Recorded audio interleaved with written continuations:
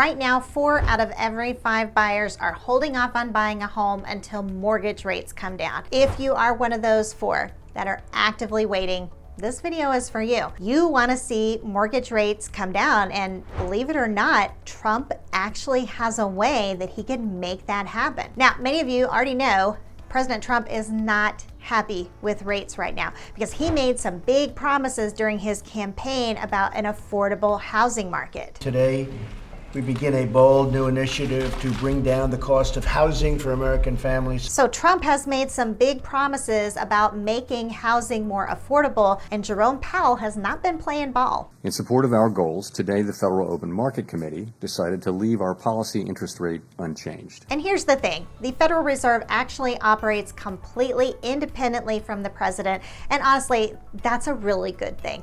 Their job is not to make politicians happy, okay? It's to manage inflation and support employment. And a lot of times, all right, doing that means making some pretty unpopular decisions. So if you're watching this and you're thinking, I'm about to say that, Trump can just call up Jerome Powell and force him to lower the federal funds rate. No, okay, that's not what I'm saying. That's not how it works. But here's what I am saying, okay? Trump does have a way to influence mortgage rates, even if the Fed doesn't cooperate. Okay, so when it comes to mortgage rates, let's talk about what the Fed can do, and then let's talk about what Trump can do. Okay, with mortgage rates, this gets confusing for a lot of people, so let me try to clear it up. The Fed does not directly control mortgage rates, okay? That's not their role, but they do have a pretty big influence, and that's where the confusion starts. So what the Fed actually controls is the federal funds rate, and that's a short-term rate used behind the scenes in the banking system. And then there's something else that the Fed controls too, okay? And this is really important for what we're gonna talk about, all right? They control quantitative easing or tightening, and that's when they buy or sell assets to increase or decrease the money supply. Now, your mortgage rate, okay, that's mostly tied to longer term expectations. So especially the 10-year Treasury yield. So again, mortgage rates, not directly set by the Fed, but, and this is a really big but, the Fed does influence mortgage rates, just not in a straight line kind of way. When the Fed raises or lowers the federal funds rate, it sends a message and investors react to that. So here's the bottom line. No, the Fed doesn't set your mortgage rate. Yes, the Fed absolutely influences it. And Trump, yeah, he knows that. Now, Trump can't just walk into the Fed and tell Jerome Powell to cut rates, okay? He knows that. But that doesn't mean he's just gonna sit back and let the Fed call all the shots. What he can do is to use a completely different lever, okay? Something called Activist Treasury Issuance, okay, or ATI for short. And this tool lets him influence the economy and mortgage rates without needing the Fed's permission. Now, you might be wondering, okay, what is that? How does it work? Okay, Wendy, I've never heard of that before. All right, good questions. Because if you understand this, you're gonna see exactly how Trump could bypass Powell entirely and still bring on lower mortgage rates. Let's start with the idea of Trump using quantitative easing, but through a different door. So this is not the same QE that the Fed does, where they buy up bonds to flood the market with cash, but the effect can be strikingly similar. And it comes down to how the US Treasury issues debt, specifically the maturity of that debt. This is where Activist Treasury Issuance comes in. Okay, it's a fancy term, I get that, but it basically means this. Treasury can manage economic conditions by choosing whether to issue more short-term or long-term debt. And depending what they choose, they can actually mess with long-term interest rates. Like, we're talking the very same rates that mortgage rates follow. Now, for any of you skeptics, I wanna throw some white paper out there so you can see this isn't a theory someone cooked up on a blog. In fact, there's actually an excellent white paper on the topic called ATI, Activist Treasury Issuance and the Tug-of-War over Monetary Policy. Now, who are the authors here? All right, 2 seriously heavy hitters. We've got Stephen Moran. He was a senior advisor for economic policy at the Treasury Department during the pandemic recession. He's got a PhD in economics from Harvard and a BA from Boston University. Then we have Nouriel Roubini. You might have heard of him as Dr. Doom for calling the 2008 crash. He worked at the White House Council of Economic Advisors and later at Treasury too. He earned his PhD at Harvard. So yeah, this isn't coming from conspiracy theory, okay? This is coming from real economists who've actually been in the room. And by the way, if you'd like to read it in its entirety, I've included the link to the white paper in the description section. Now here's what they explain in the paper. By adjusting the maturity profile of its debt issuance, Treasury is dynamically managing financial conditions and through them, the economy, usurping core functions of the Federal Reserve. All right, in other words, if the Treasury changes how it borrows money, like borrowing short-term instead of long-term, it can impact financial conditions in ways very similar to Fed policy. They go on to say, by manipulating the amount of interest rate risk owned by investors, ATI works through the same channels as the Fed's quantitative easing programs. So it's like this. When the Fed does QE, they reduce long-term interest rates by buying up long-term bonds. That pushes prices up and yields down. But if the Treasury just doesn't issue long-term bonds in the first place, it limits the supply of them, and that's going to have a similar effect. Investors chase the limited long-term bonds that are out there, raising their prices and lowering yields. And boom, long-term interest rates, including mortgage rates, go down, okay? They call it stealth QE. This strategy actually started under Biden. During his administration, Treasury Secretary Janet Yellen began issuing more short-term debt and less long-term debt. Okay, why? Because the government didn't want to lock in high borrowing costs on 10 or 30-year bonds. So instead, they leaned into short-term borrowing. And that's when economists started to take notice. Rubini and Moran looked at what happened and estimated that Treasury's ATI moves during the Biden years lowered long-term interest rates by about a quarter point, the same impact you would get if the Fed had cut the Fed funds rate by a full point.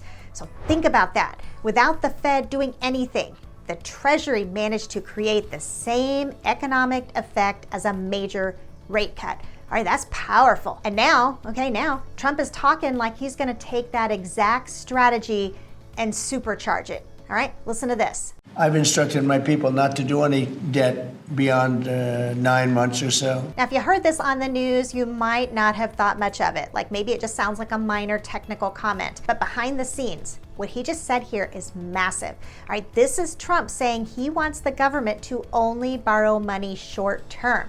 Now, why is that relevant? Because issuing only short-term debt does two big things. Number one, it avoids locking in higher interest payments on long-term government debt, which is going to save money for the Treasury. And number two, it shrinks the supply of long-term bonds in the market, making them more scarce. When something is scarce, investors pay more for it, pushing prices up and yields down. And that is exactly what happened with ATI during Biden's term, and Trump is now saying he wants to go even harder. So what does that mean for mortgage rates? Well, mortgage rates are tied to long-term bond yields, especially the 10-year Treasury. If Trump shrinks the supply of long-term bonds by avoiding long-term issuance, investors pile into the limited supply that's left, and that drives bond prices up and yields down. And when the 10-year yield drops, mortgage rates usually drop. All right, it's like Trump is saying to Powell, listen, buddy, if you won't cut rates, I'll go around you and make the market act like you did. So he doesn't need to touch the Fed funds rate. He just needs to change how the Treasury borrows money, and that could set off a chain reaction across the financial system. So this idea of avoiding long-term debt, it's not just about saving money on interest. It is a deliberate move to stimulate the market, and whether you love it or you hate it, bypass the Fed. So bottom line, Trump may not control the Fed, but with activist Treasury issuance, he has another powerful lever. And if he pulls it hard, it could move mortgage rates and the bond market.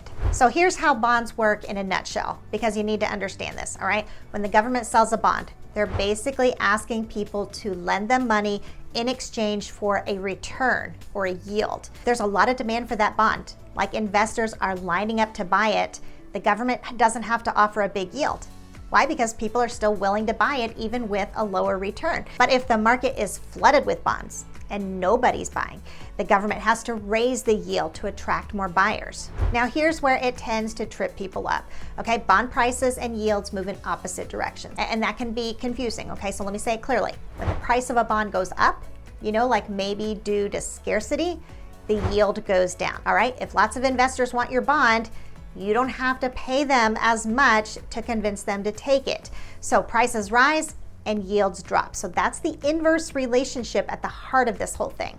So what happens if Trump does like what he says he's going to do and he doesn't issue any 10-year bonds? Well, that would create a scarcity of 10-year bonds, okay? You would have less supply. And anytime there's less of something, especially something investors really want, demand shoots up. So now you've got high demand and low supply. With fewer 10-year bonds out there, investors are willing to pay more to get them. And that drives prices up, okay? And remember what happens when bond prices go up. Yeah, the yields go down. So the Treasury gets to borrow money at a lower cost, and investors accept a smaller return because they're buying what little is available. Now, how does that ripple into the housing market? Well, mortgage rates tend to follow the 10-year Treasury yield. So when yields on 10-year bonds go down, mortgage rates are going to go down too. That's why this strategy, restricting how many 10-year notes are issued, could have such a huge impact on housing. It creates a bond shortage, which drives down yields, which pulls mortgage rates down along with it. So even if the Fed isn't cutting interest rates, this kind of move by Trump would mimic the effects of quantitative easing. It's like a backdoor way to stimulate the economy. And that includes nudging mortgage rates lower just by limiting the number of 10-year treasuries out in the market. And this is how Trump could steer financial conditions, including mortgage rates, without touching the Fed funds rate at all. Now, right about now, you might be like, yes, let's do this. But let's go ahead and talk about the risks of ATI, because while it may sound like a clever way to influence mortgage rates, it is not without serious downsides. All right, first, monetary policy is supposed to be independent. Okay, remember we said that at the beginning. The Fed is supposed to be able to operate independently. But ATI gives political leaders a backdoor way to control liquidity and rates. And that's what worries economists like Stephen Moran and Nouriel Roubini. In the white paper, they warn that politicians could use ATI to juice the economy before elections. And this creates a cycle where markets expect regular stimulus tied to political timing, not economic need. And the result there, well, higher inflation, higher interest rates, and more economic volatility. They put it plainly, regular use of ATI could push us into more volatile political business cycles and drive up long-term inflation expectations. Now, there's also rollover risk. Okay, short-term debt matures quickly, meaning the Treasury has to refinance it often. So if rates were to suddenly rise, it could cost the government a lot more. As Moran and Roubini point out, this leaves the U.S. more exposed. Damped Springs CEO Andy Constant ran the numbers.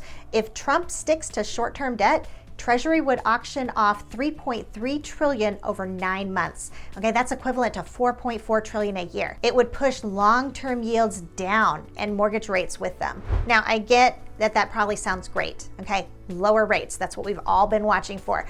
But there is a catch, okay? And they talk about this in the white paper as well. They refer to it as pushing up asset prices. Now, here's the thing, okay? If rates fell below a neutral level, it could cause another spike in home prices, okay? More demand, inventory tightens up, and suddenly housing affordability gets worse, not better. So yes, ATI is powerful. It absolutely is. But with that power comes risk, okay? We've got politicized monetary policy, debt vulnerability, and possibly another overheated housing market. Now let's be real, this whole no long-term debt thing, all right, could it be a negotiating tool? Like we've seen this before with Trump. You know, remember the whole tariff wars, big threats, dramatic language, and then sometimes nothing actually happens. You know, it's part of his strategy. So yes, it is possible Trump could follow through. And if he did, mortgage rates could absolutely plummet. But what if he's using this threat to shake things up and send a message? And that brings up a key question. Is Powell listening? Like the Fed is supposed to be totally independent and immune to political pressure. But I want you to see something interesting here, okay? On June 24, Axios reported that Powell was asked by lawmakers, including Republicans, whether he'd support a July rate cut. What was Powell's answer? This is what he said. As long as the economy is strong, we can take a little bit of a pause. So pretty clear, no rush to cut. Then Trump drops his comments about not issuing any long-term debt. All right, that is a massive move, okay? Or at least a massive threat, all right? And then at the same time, both Democrats and Republicans are calling for rate cuts.